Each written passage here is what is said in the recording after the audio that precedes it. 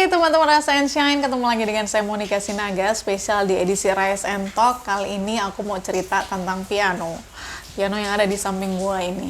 Oke, so ceritanya dulu gue pernah punya sebuah harapan waktu gue punya anak nanti. Gue pingin banget anak gue itu nantinya mesti belajar piano.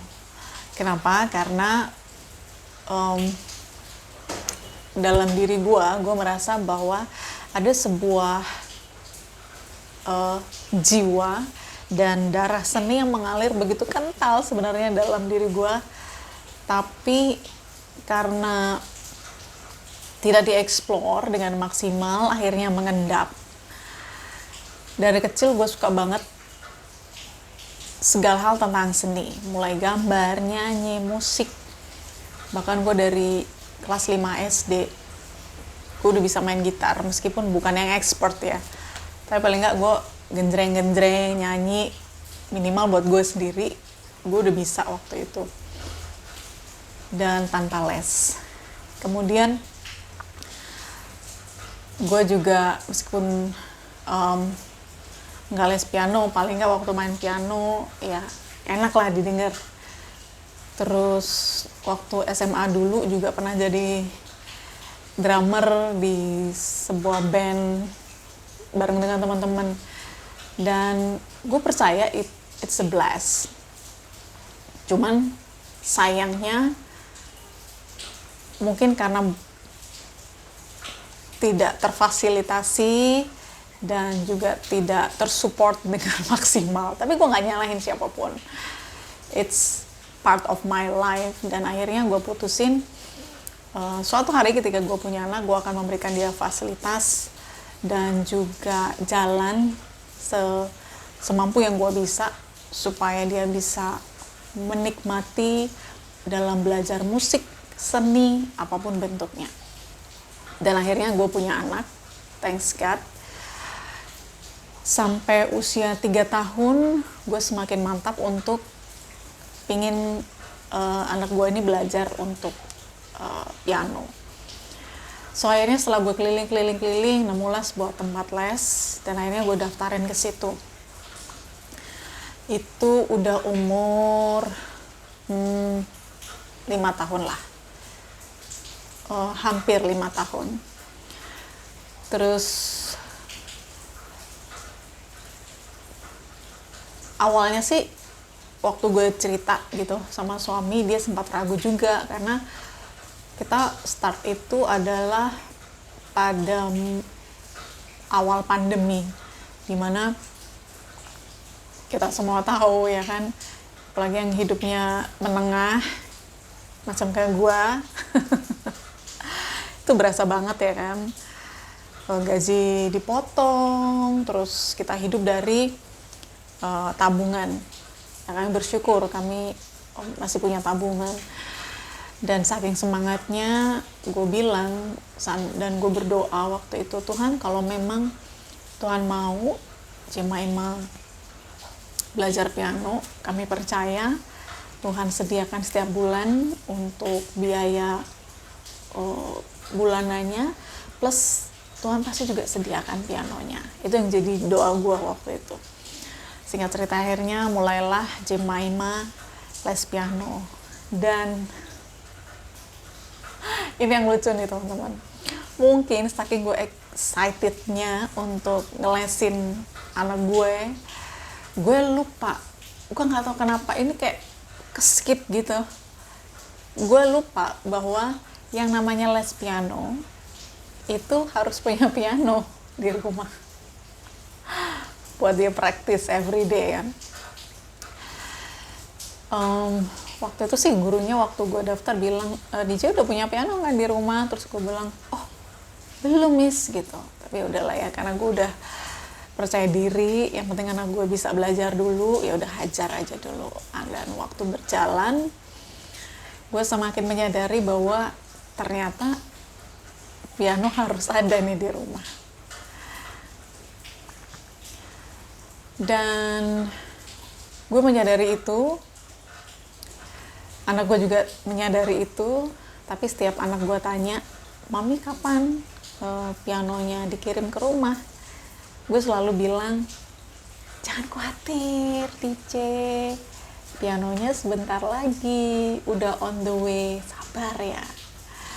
Dan pertanyaan itu terlontarkan hampir setiap minggu, karena kan itu lesnya setiap seminggu sekali. Gue selalu jawab dengan jawaban yang sama, hampir sampai rumah, tunggu aja DJ gitu. Sampai akhirnya minggu demi minggu pun berlalu, dan anak gue kayaknya udah mulai kesel.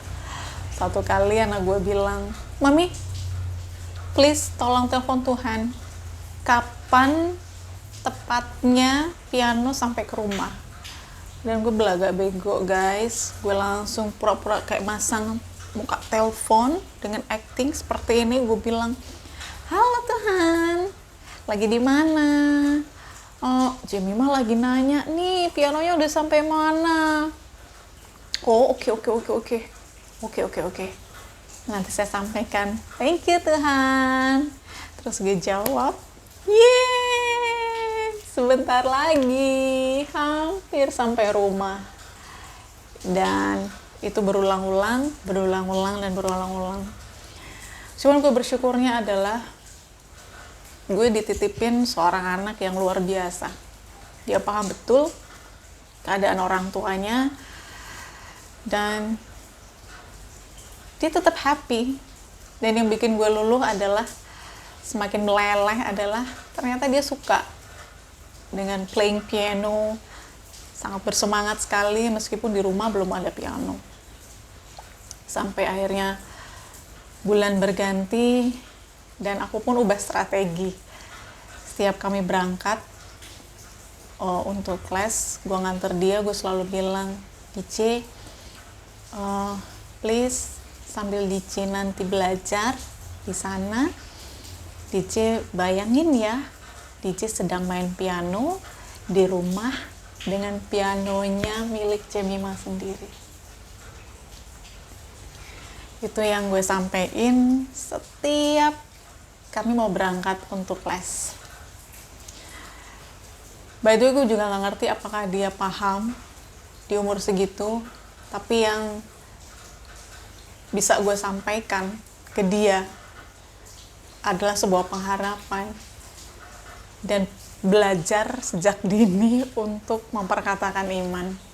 So setiap malam dia pun berdoa, thank you God untuk piano yang ada di rumah, every single night sebelum dia tidur. So, bulan berganti, 3 bulan, 6 bulan, dan hampir setahun. Finally, Jemima bisa selesai preparatory 1 or first preparatory tanpa piano di rumah.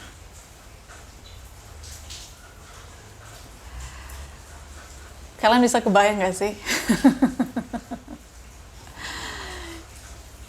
Dan gue rasa gue adalah salah satu ibu yang cukup nekat di dunia, karena tetap mensupport anak gue untuk belajar piano sekalipun belum ada piano di rumah, bahkan belum ada duit untuk beli, karena tabungan tetap harus di-keep kan. Kita nggak tahu nih pandemi udah sampai tahun keberapa, nggak jelas juga. Gue sempat juga nggak enak sama gurunya karena sempat ada diskusi mau beli, you know guys, harga Kawa, Yamaha, apalagi yang akustik kan mahalnya luar biasa. Tapi satu hal yang gue percaya dari apa yang gue pelajarin dari kisah ini, sampai akhirnya secara ajaib setelah setahun berlalu, hampir setahun berlalu, dan DJ bisa selesaiin preparatory pertamanya, Tuhan akhirnya kirim sebuah piano secara ajaib, dengan cara yang ajaib.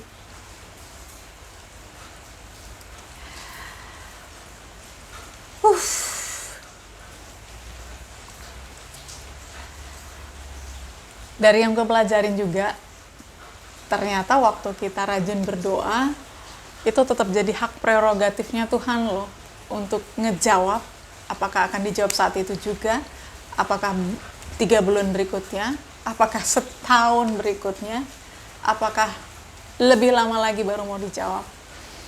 Karena ternyata yang Tuhan mau cek adalah seberapa besar keputusan kita untuk tetap bertahan dengan iman percaya kita, bahwa Allah yang kita sembah itu adalah Allah Maha Kuasa dan sangat besar, melebihi dari akal pikiran manusia. Teman-teman sekarang punya mimpi apa? Punya pengharapan apa? Barangkali dari pengalaman aku yang aku bisa share adalah ada rumus iman, jadi nggak cukup juga cuman percaya, tapi rumus iman adalah percaya dan berkata-kata.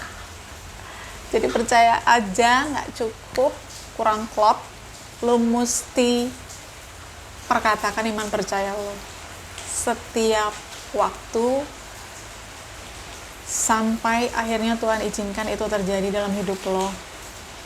Dan jangan lupa, waktu lo udah dapatin itu, lo sharing ke banyak orang. Siapa tahu di luar sana ada teman atau saudara yang juga lagi berpengharapan dan lagi mulai struggling, mulai galau. Supaya iman percaya mereka bisa tumbuh lagi. Musim pandemi, gak tahu sampai kapan, tapi akhirnya Tuhan izinkan ada piano ini. Kami sangat bersyukur, Cimai semakin bersemangat. Oh ya, next week dia mau lomba piano online untuk kategori preparatory 1. Doain ya teman-teman.